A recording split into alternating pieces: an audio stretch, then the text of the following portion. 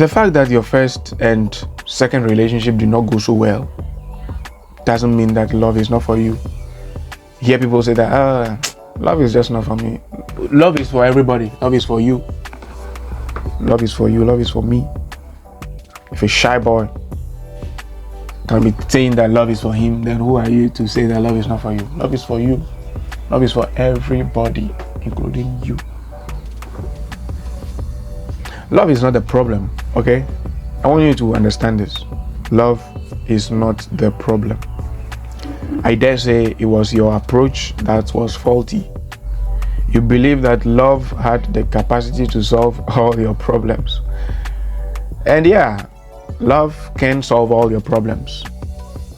And also, love can become the source of all your problems. If you understand this thing that I'm about to tell you right now, it will save you so much time and heartache and hurt. Nobody belongs to you. Let me say that again. Nobody belongs to you. You do not own anybody. Everybody belongs to themselves. You are not entitled to anybody. I don't know how else to say this for you to get it. You cannot possess anybody. You cannot will anybody into your life. If you understand this, you will understand that whomever you come across, whoever you cross paths with, whoever decides to give themselves to you for whatever amount of time they choose to do so, they do that at their own will and of their own choosing. Do you understand that? Although the extent to which they decided to do that might have been influenced by certain actions of yours, but in the end, they had to decide for themselves and make that choice by themselves. Do you understand that?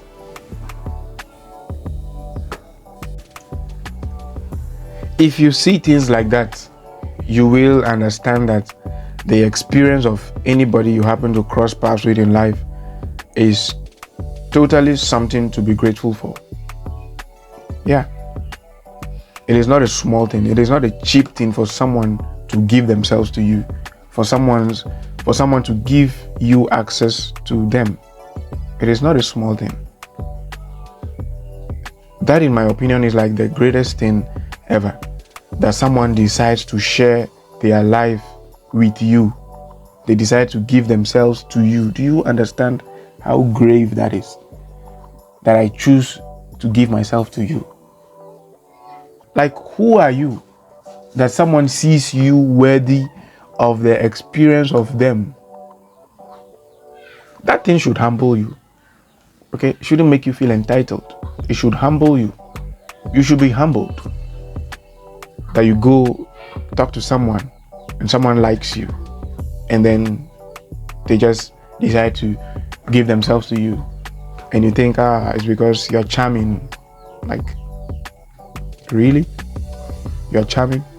That thing should humble you and make you treasure the experience for however long it lasts,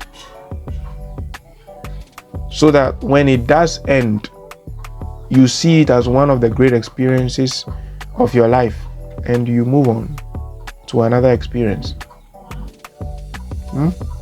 This will save you years of pining over people who are not meant to be in your life. If someone gives you access to themselves for whatever amount of time they decide to do that, and they decide that you're no longer it for me, like, okay, that's okay. Let's move on. 1, 2, 3 heartbreaks is not enough reason to give up on the whole enterprise of love. A better or smarter thing to do is to assess your situation. Ask yourself why things are happening the way they are happening. Take stock of your life. Get some knowledge on best practices in the enterprise of love. Improve what needs to be improved upon. The playing field of love is huge. It is vast. It carries a lot of possibilities. Don't limit yourself because you played and you failed a couple of times. Take stock of yourself. Burn off what needs to be burnt off, and water what needs to be watered. And shake off the dust and go and play again. That is the mentality you should approach love with. Love is beautiful, and it sucks to see you give up on it. If only you knew, if only you knew the awesome, amazing possibilities that awaited you. Don't give up on love. No, don't do that. Don't do that. Don't give up on love. See yourself as someone who is worthy of love. See yourself as someone who is going to win at love. See yourself as someone who is going to be married. See yourself as someone who is going to be a loving husband. See yourself as someone who is going to be a loving wife. All the while, you are working on yourself. You are working to be the kind of person you want to attract. So don't tell me that love is not for you because you failed a couple of times and so you give up on it. No, you are a coward if you do that. You are a coward. Even if 17-year-old me knew that